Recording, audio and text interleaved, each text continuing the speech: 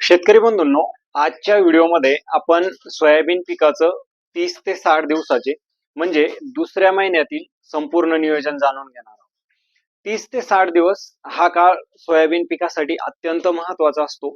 कारण या काळात सोयाबीन पिकामध्ये जास्तीत जास्त फुटवे निघणे, फुलधारणा होणे, फुलांचं रूपांतर शेंगात होणे ही प्रक्रिया घडत असते. त्यामुळे या काळात केलेलं योग्य नियोजन सोयाबीन पिकामध्ये उत्पादन वाढीसाठी खूप महत्वाचं ठरतं.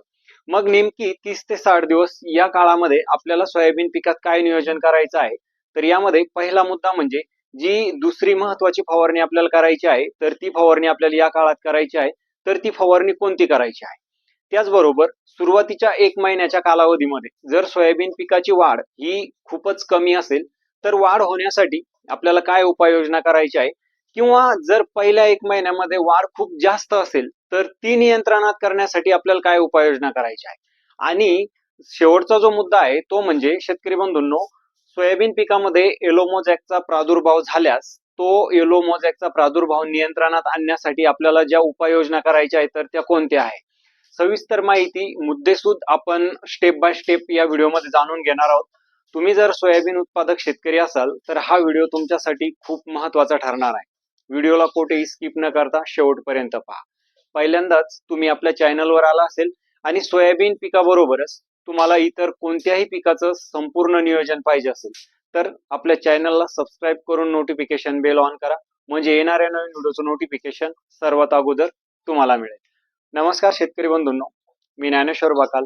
आपल्या बाकाल ॲग्रो पॅटर्न या शेतीविषयक युट्यूब चॅनलमध्ये तुम्हा सर्व शेतकरी बांधवांचं पुन्हा एकदा मनापासून स्वागत करतो. शेतकरी बंधूंनो, सोयाबीन पिकामध्ये 30 ते 60 दिवस म्हणजे दुसऱ्या महिन्यामध्ये जे महत्वाचं नियोजन आपल्याला करायचं आहे, तर या काळामध्ये सोयाबीन पिकामध्ये फुटवे होणे, फुलधारणा होणे, फुलांचं रूपांतर शेंगात होणे ही जी काही प्रक्रिया आहे तर ही घडत असते. मग यासाठी आपल्याला सोयाबीन पिकाचं योग्य नियोजन तिथं करणं गरजेचं आहे. तर या काळामध्ये आपल्याला जी दुसरी महत्वाची फवारणी आहे तर ती या काळात करायची आहे. आता दुसरी महत्वाची फवारणी का करायची आहे, तर शेतकरी बंधूंनो, रस शोषण करणारी कीड, त्याचबरोबर जे काही खोडमाशी आहे, चक्री भुंगा आहे, पान खाणारी आळी आहे, या आळ्यांचं चांगलं नियंत्रण करण्यासाठी आपल्याला दुसऱ्या फवारणीमध्ये एक चांगलं कीटकनाशक वापरणं गरजेचं आहे. ज्या कीटकनाशकाचा प्रभाव कमीत कमी 15 ते 20 दिवस चालेल. त्याचबरोबर शेतकरी बंधूंनो, सोयाबीन पिकामध्ये हा काळ अत्यंत महत्वाचा असतो फुलधारणेसाठी.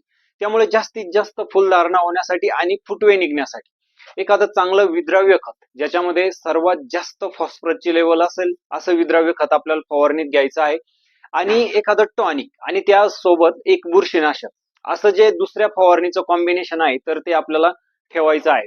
तर कीटकनाशकामध्ये शेतकरी बंधूंनो, जे कीटकनाशक मी तुम्हाला सांगतो, कोणतं तरी एक कीटकनाशक याच्यामध्ये तुम्ही घेऊ शकता. प्रोफेनोफॉस प्लस सायपरमेथ्रिन हे 2 संयुक्त घटक असलेलं नागार्जुना कंपनीचं प्रोफेक्स सुपर तुम्ही वापरू शकता 30 ते 35 मिली एका 20 लिटरच्या पंपाला.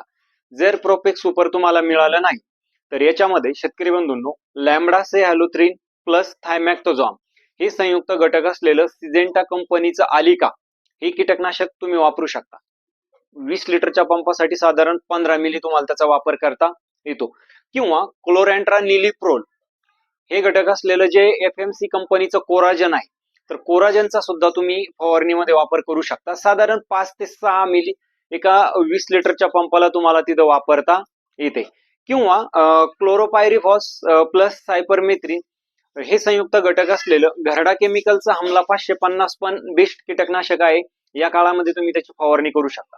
आता हे झाले तुमचे कीटकनाशक. कोणतं तरी एक कीटकनाशक तुम्हाला याच्यामध्ये वापरायचं आहे आणि त्याच्यामध्ये जास्तीत जास्त सोयाबीन पिकामध्ये फुटवा होण्यासाठी आणि चांगली फुलधारणा होण्यासाठी एक विद्राव्य खत आपल्याला घेणं गरजेचं आहे. या काळात सोयाबीनला फॉस्फरस या अन्न घटकाची सर्वात जास्त गरज भासते.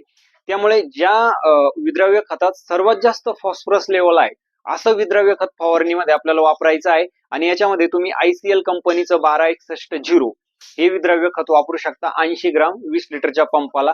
जर हे तुम्हाला नाही मिळालं तर आपल्या जे काही दुसऱ्या कंपन्यांचं 1261 मिळतं तर ते तुम्ही वापरू शकता, पण त्याचं प्रमाण तुम्हाला 100 ग्रॅम प्रति 20 लिटरच्या पंपाला वापरायचा आहे. आता याच्यामध्ये तुम्ही बायोस्टिम्युलंट किंवा टॉनिकचा सुद्धा वापर करू शकता. याच्यामध्ये तुम्ही बायोविटा वापरू शकता, लिडेक्स बायोस्टिम्युलंट वापरू शकता, इसाबियन वापरू शकता. कोणतं तरी एक वापरू शकता. तिन्हींचं प्रमाण प्रत्येकी 15 ते 20 लिटरच्या पंपाला 50 मिली तुम्ही त्या ठिकाणी घेऊ शकता.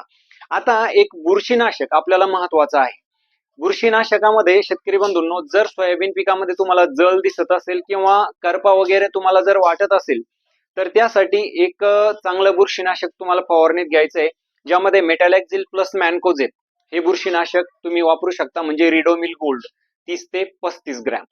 करपा, मर रोग तुम्हाला सोयाबीन पिकामध्ये दिसत नसेल तर साधं साप पावडर तुम्हाला त्या ठिकाणी वापरता येते, किंवा 22 टीन सुद्धा तिथे वापरता येते 30 ते 35 ग्रॅम.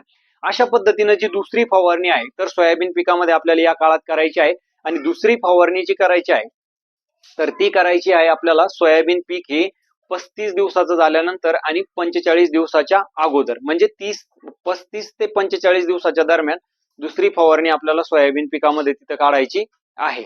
त्यानंतर आता शेतकरी बंधूंनो, सुरुवातीच्या काळामध्ये तुमच्या सोयाबीन पिकाची वाढ जर खूपच कमी असेल, म्हणजे पावसाअभावी म्हणा किंवा शेतकरी बंधूंनो जास्त पाऊस असेल, तर वाढ जी आहे तर ती वाढ होत नाही. तर ती वाढ करण्यासाठी शेतकरी बंधूंनो, तुम्ही फवारणीमध्ये जे ऑप्शनल 1261 किंवा जे टॉनिक वगैरे मी तुम्हाला सांगितलं, त्याऐवजी तुम्ही 19-19-19 विद्रव्य खताचा तिथं वापर करू शकतात. साधारण 100 ग्रॅम तुम्हाला तिथं वापरायचं आहे. आणि जे टॉनिक आहे तर त्याच्यामध्ये तुम्ही सवियन सारखं टॉनिक जे आहे तर ते वापरू शकता, म्हणजे लवकर त्या ठिकाणी वाढ होईल. किंवा एखाद्या वेळेस काय होतं की सोयाबीन पिकाची वाढ जी आहे तर ती अतिरिक्त होत असते, तर ती अतिरिक्त वाढ आपल्याला तिथं नियंत्रित करणं गरजेचं आहे. तर त्यासाठी शेतकरी बंधूंनो, असं एखादं विद्राव्य खत तुम्ही वापरू शकता की ज्यामुळे वाढ जी आहे तर ती नियंत्रणात येईल.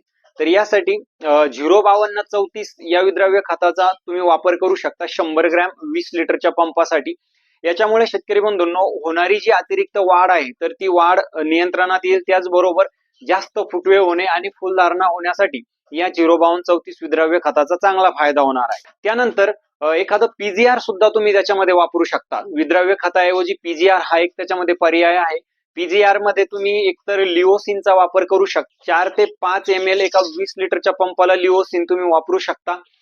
किंवा जे टाबोली आहे, टाबोलीचा सुद्धा तुम्ही वापर करू शकता, एक 5 ते 6 मिली एका 20 लिटरच्या पंपासाठी, ज्यामुळे वाढ जी आहे तर ती नियंत्रणात येईल आणि जास्तीत जास्त फुलधारणा होऊन जे फुलाचं रूपांतर आहे तर ते शेंगात होण्यासाठी या पीजीआर ची तिथं चांगली मदत होईल.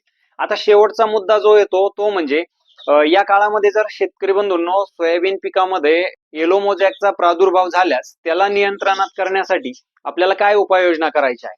आता येलो मोजॅकला नियंत्रणात आणण्यासाठी कोणतंही औषध मार्केटमध्ये उपलब्ध नाहीये. त्याच्यामुळे त्याला फक्त आपण जागेवरती त्या ठिकाणी थांबू शकतो. त्याला 100% कंट्रोल जे आहे तर ते करू शकत नाही. तर यासाठी एक तुम्हाला मी बुरशीनाशक आणि एक अँटीबायोटिक सांगतो. शेतकरी बंधूंनो, याच्यामध्ये कॉपर ऑक्सिक्लोराइडचं प्रमाण तुम्हाला घ्यायचं आहे 40 ग्रॅम आणि स्ट्रेप्टोमायसिन 3 ग्रॅम एकत्र कॉम्बिनेशन करून तुम्ही फवारणी करू शकता.